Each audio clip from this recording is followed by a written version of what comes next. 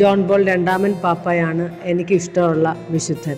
കത്തോലിക്ക സഭയുടെ 264 മാർപ്പാപ്പയാണ്. 1978 ഒക്ടോബർ 16 അദ്ദേഹം പാപ്പായായി തിരഞ്ഞെടുക്കപ്പെട്ടത്.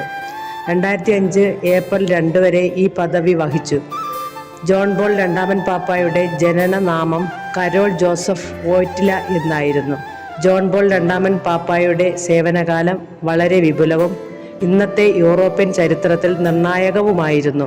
കത്തോലിക്ക സഭയുടെയും ലോകമെമ്പാടുമുള്ള മതപരമായ ആശയങ്ങളും പ്രചരിപ്പിക്കാൻ അദ്ദേഹം ചെയ്ത പരിശ്രമങ്ങൾ ശ്രദ്ധേയമായിരുന്നു.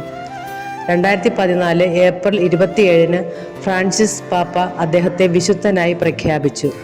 ജോൺ പോൾ പാപ്പായുടെ അവസാന പദവിയിലെ സമാധാന സന്ദേശവും ആഴത്തിലുള്ള ആത്മീയതയും ലോകത്തിൻ്റെ വിവിധ സംസ്കാരങ്ങളോടുള്ള മമതയും അദ്ദേഹത്തെ ലോകം മുഴുവൻ പ്രിയപ്പെട്ട ഒരു നേതാവാക്കി.